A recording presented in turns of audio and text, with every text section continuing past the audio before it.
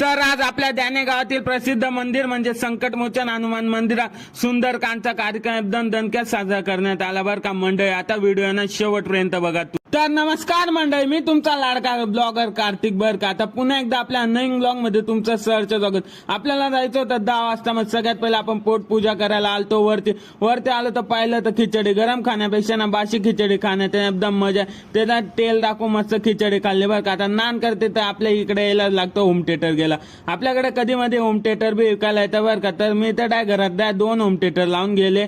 मग आज सूत्रधारांकडनं कळलं की संकटमोचन हनुमान मंदिरात ना सुंदरकांडचा एकदम भव्य कार्यक्रम लगेच तुमचा चालला होता.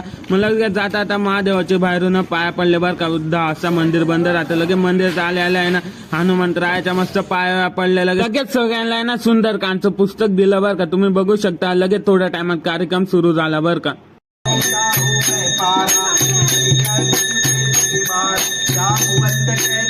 तर मंडळी 1-1.5 तासाचा सुंदरकांडचा बी कार्यक्रम संपन्न झाला होता बरं का. तर सगळ्यात पहिले ना चटावेटा सगळं आवरून आहे ना आता मी बी चाललो होतो घरी.